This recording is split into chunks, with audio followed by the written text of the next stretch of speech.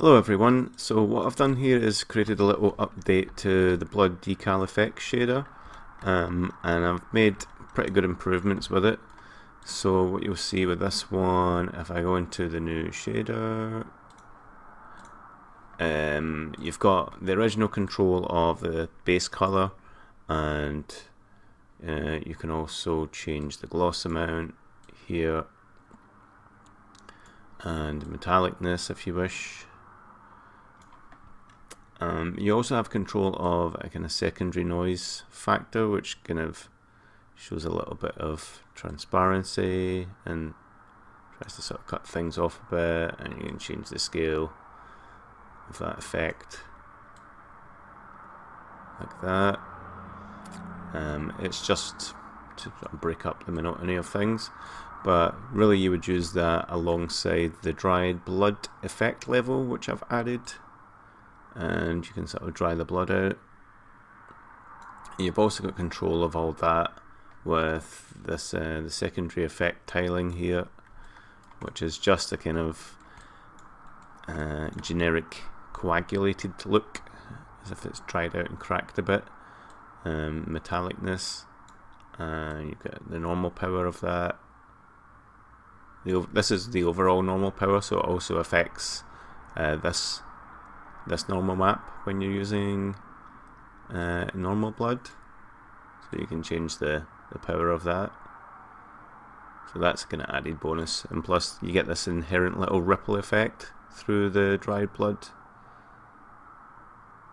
so that's also nice. You can change the gloss value in here. Obviously you need to be in dried blood mode to use that. And you can change the tone of the dry blood if you want it to be, you know, like kind of brownish, like a scabby sort of look. You can change the bump power of that there. If you don't want this noise effect, you can just turn the noise either right down, or you can change these levels up and down as well, and it can give you another slightly nice effect. That. So that could be your dry blood, and then this would be your fresh blood, like that. And it also works well for all the stuff on the wall. So if I go up here,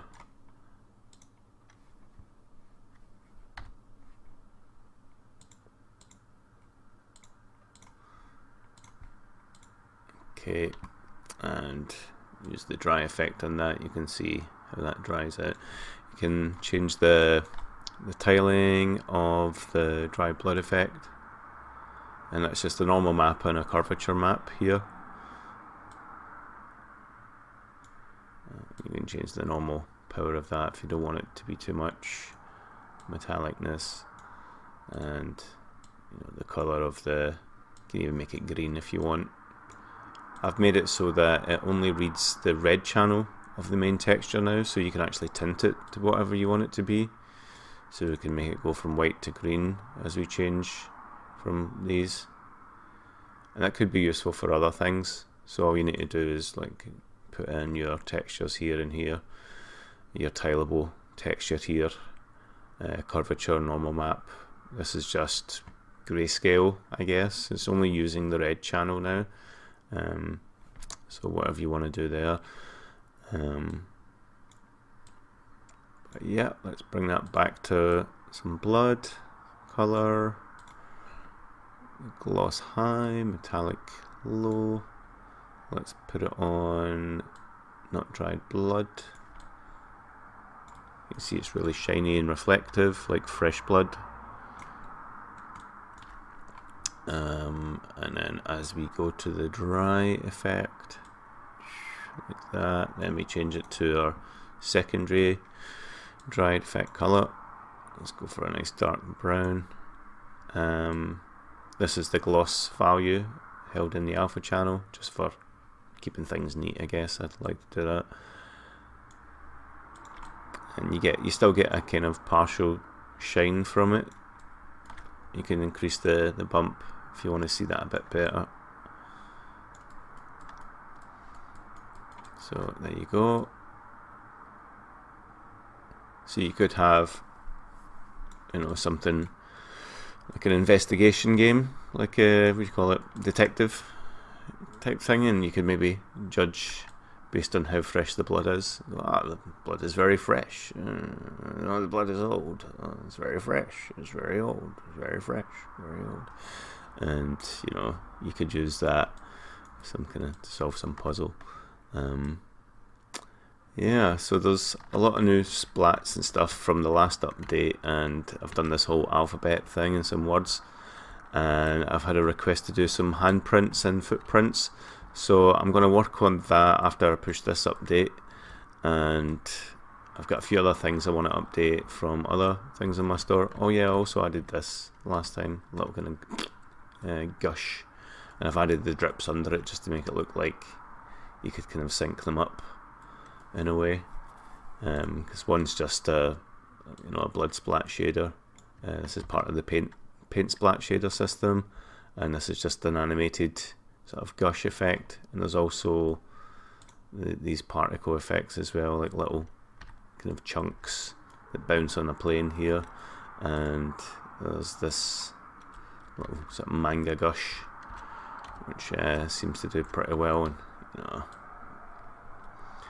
I've tried to make it look like it's dripping there as well, but yeah, no, it's quite a fun little pack, and I'll add more stuff soon. Let me just see what this one looks like as well with the dried effect. Yeah, there you go, you sort of freshen in, try it out, and you can sort of sit somewhere in between, so you can fine tune this to however you feel. There's a lot of control with it.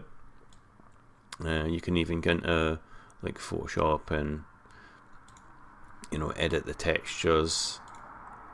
You just need to change the red channel or make it black and white, and you can change.